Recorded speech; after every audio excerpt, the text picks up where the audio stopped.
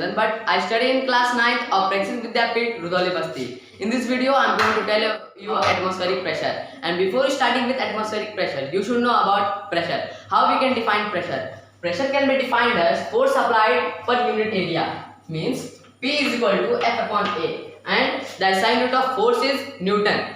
Symbol N. And the SI unit of area is meter square. And after equating this to unit, in the equation first, we will get Newton meter square, which is the SI unit of pressure, and the unit of pressure is Pascal. It was given after the scientist Blaise Pascal. And now I would like to explain it more clearly with one example, which will make you to understand how pressure is working in any condition. So here is a wooden block, and a nail pointed its sharp edge to a wooden block and hammering through it flattened edge. You will see it will easily penetrate into the wooden block. But in the second condition, the nail is put in opposite direction where flattened edge is touching with the wooden block, and while we will hammering the nail with the sharp edge, you will see it will not penetrate into the wooden block. And after seeing these conditions, we will get that if area will be less, as you can see in this condition, the area is less because it is pointing with very small area. So if area will be less, then pressure will be high. That means इस condition में ये हो रहा है कि अगर यहाँ पे प्रेशर कम लग रहा है, यहाँ पे एरिया कम है, तो प्रेशर ज्यादा लगेगा, यहाँ पे ज्यादा फोर्स लगेगा. और इस कंडीशन में एरिया ज्यादा होने के कारण प्रेशर कम लगेगा, क्योंकि ये पूरा इतना एरिया कवर करने के नाते प्रेशर कम लगेगा.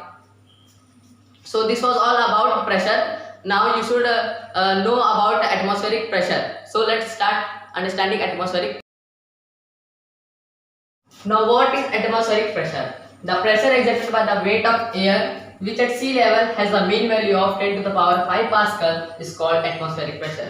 इसका यह मतलब हुआ कि जो प्रेशर होता है वो जैसे कि एयर का हम लोग का वेट होता है, वैसे ही एयर का जो वेट होता है वो जिस सरफेस पे लग रहा है वो सी लेवल पे जो मीन वैल्यू रहता है वो 10 टू द पावर 5 पास्कल रहता है, जो हम लोग का सी वैल्यू का प्रेशर होता है. तो उसी कंडीशन को हम लोग एयर प्रेशर एटमॉस्फेरिक प्रेशर मानते हैं. ठीक. The envelope of air around our earth is called atmosphere. जैसे कि अपना अर्थ है, अर्थ के अराउंड जो भी एयर पाए जाते हैं उन एयर को हम लोग एटमॉस्फेयर कहते हैं.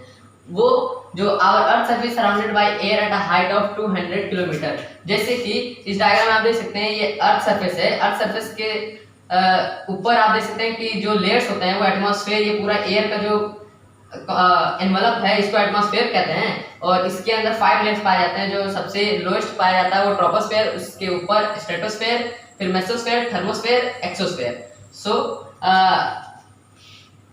एक्सोस्फेयर, थर्मोस्फेयर और मेसोस्फेयर और स्ट्रेटोस्फेयर का जितना भी वेट होता है वो ट्रोपोस्फेयर पे लगता है. जैसे कि हम लोग डेफिनेशन में पढ़े कि weight of air which at sea level means जो भी एयर होता है, जितना भी इन चारों का वेट है वो सारा वेट इस ट्रोपोस्फेयर पे लगता है, जिस स्फीयर में हम लोग अभी रहते हैं. ठीक. तो वहाँ पे वेट लगता है जिसके कारण वहाँ का जो प्रेशर होता है वो हाई रहता है.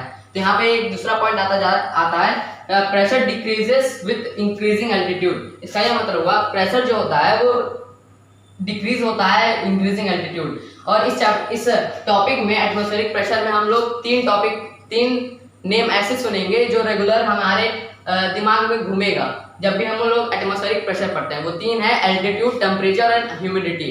Altitude, how we can define altitude? Altitude can be having height above sea level is called altitude.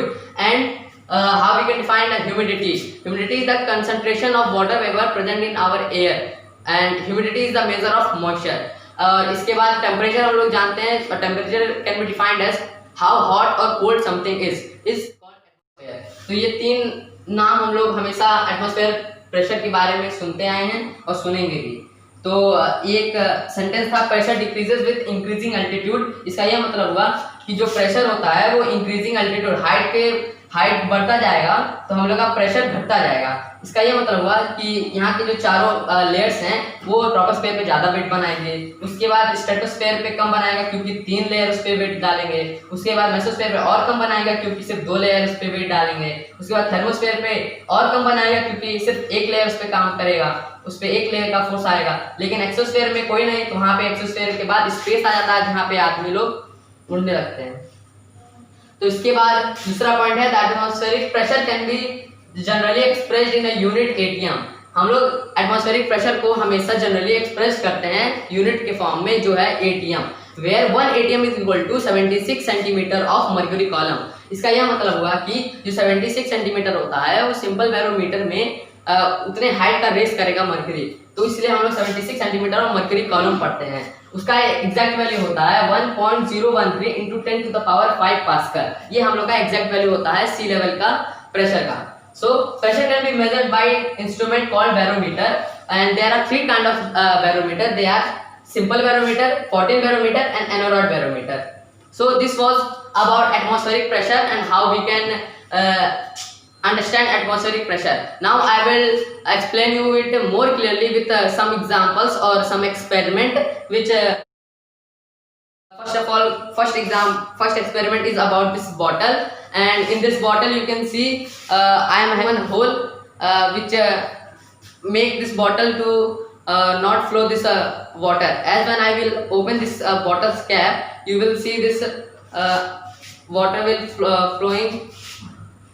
start flowing. But when I will close this cap, it will not flow as due to air pressure. How it is possible? One hole is there and water is not going, as due to the atmospheric pressure, as we have seen in our definition that weight of air. So इस experiment यह हम लोग को पता चलता है कि जो एयर का प्रेशर जो होता है वो इस कैप पे लग रहा है, लेकिन कैप बंद होने के नाते इस पे वाटर के लेवल पे नहीं लग पा रहा है, जिसके कारण यहाँ से पानी नहीं गिर रहा है। लेकिन अगर इसका कैप खोल दें तो जो एटमॉस्फेरिक प्रेशर का जो वेट है वो हम लोग के वाटर लेवल पे लगेगा। जैसे कि अभी मैं खोल देता हूँ, जैसे ही एयर इसके अंदर जाएगा तुरंत ही ये वाटर बबलिंग करने लग जाएगा, उसके बाद तुरंत ही पानी नीचे गिर जाएगा। तो ये हम लोग का था पहला एक्सपेरिमेंट, जिसके अंदर हम लोग को मालूम चलता है कि कैसे एयर का प्रेशर लग रहा है सी लेवल के हिसाब से और वाटर कैसे फ्लो कर रहा है। तो ये दूसरा है। तो इसमें जैसे कि मैंने इंजेक्शन लिया है, इसमें आप देख सकते हैं कि इसका ओपन निडल है। यहाँ पे मैं अगर कहीं देखिए, पहले तो इसके पिस्टन को मैं पुल करता हूँ तो जहाँ पे मैं रोकना चाहूँ वहाँ पे रोक सकता है, लेकिन अगर मैं इसके ओपनिंग को अगर मैं क्लोज कर देता हूँ और इसको वापस पुल करता हूँ तो ये वापस अपने ओरिजिनल प्लेस पे आ जाता है। ऐसा क्यों हो रहा है? ऐसा कैसे हो रहा है? क्योंकि ये एक ग्रिड बना है यहाँ पे, तो एयर पार्टिकल जो है वो इसके अंदर से एंटर कर जा रहे हैं और यहाँ पे एटमॉस्फेरिक प्रेशर का जो दबाव है वो लग रहा है नीचे से, जिसके कारण वो उसी प्लेस पे वापस उसको फोर्स करके उसी प्लेस पे वापस भेज दे रहा है। तो आप देख सकते हैं कि ये खींचने पे वापस ऊपर चला जा रहा है ओरिजिनल प्लेस पे। और इसी तरीके से हम लोग एटमॉस्फेरिक वेट भी फाइंड कर सकते हैं कि कैसे एटमॉस्फेरिक वेट हम लोग निकाल सकते हैं। तो मैं इसको पिस्टन से थ्रेड बांध देता हूँ और एक हैमर लेता हूँ। जैसे कि आप देख सकते हैं मैंने इस हैमर को टाई कर दिया है। तो इससे हम लोग एटमॉस्फेरिक वेट फाइंड कर सकते हैं। ऐसे कैसे? जैसे कि ये इंजेक्शन है, इसको मैंने उसके ओपनिंग से इसको क्लोज कर दिया है, तो आप इसको देख सकते हैं कि अगर इस पर वेट जितना भी इसका वेट होगा वो उस पिस्टन को उतना ही डाउनवर्ड फोर्स लगाएगा। जैसे कि देख सकते हैं जितना भी हैमर का वेट होगा वो उसी पिस्टन को डाउनवर्ड फोर्स में खींचेगा। तो इसका बहुत ही ज़्यादा कम वेट है, लेकिन आप देख सकते हैं कि इसमें बहुत ही लिटिल डाउनवर्ड फोर्स लगा है जो बहुत ही कम ही गया है। तो इस तरह हम लोग फाइंड कर सकते हैं एटमॉस्फेरिक वेट, एटमॉस्फेयर में ऑब्जेक्ट का कितना वेट होता है।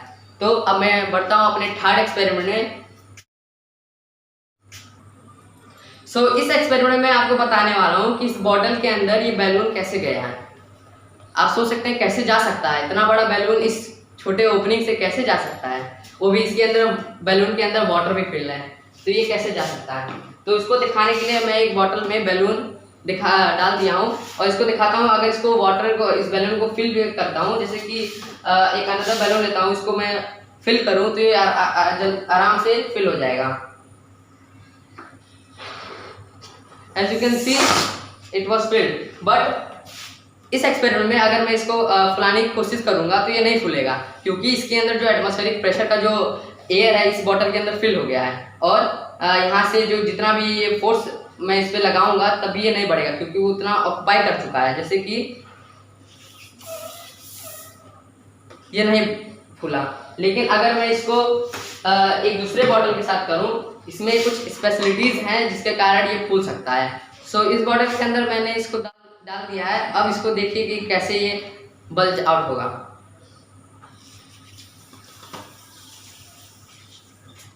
ये कैसे हो रहा है, उस बैलून के साथ नहीं हो रहा था, इस बैलून के साथ ऐसा कैसे हुआ। आप देख सकते हैं इस बैलून में मैंने होल किया था, जिसके कारण जितना भी इसके अंदर एयर प्रेशर था वो मूव आउट हो गया। जैसे कि जब ये इसके अंदर एयर गया तो यह बैलून फूल गया, जिसके कारण इसके अंदर जो एयर था वो बाहर आ गया इस होल के कारण। अगर मैं इसको वापस हवा भरता हूँ तो इसके अंदर का जो एयर प्रेशर है वो बाहर निकल जाएगा, और फिर उसके बाद इसको मैं क्लोज कर दूंगा तो वो वैसे ही बैलून उसी तरह रुका रहेगा। इससे आप देख सकते हैं ये ऐसे ही रुका हुआ है। मैं वाटर फिल कर दूंगा जिससे देखिए कैसे मैंने इसके अंदर बैलून को डाल दिया। उसके फुलाने के बाद इसके अंदर हवा भरने के बाद, इसके अंदर पानी भरने के बाद, इसको नीचे कर देने के बाद इसके अंदर चला गया और ये अब निकलेगा भी नहीं। तो यही था एक्सपेरिमेंट कि कैसे एयर प्रेशर वर्क करता है किसी भी कंडीशन में।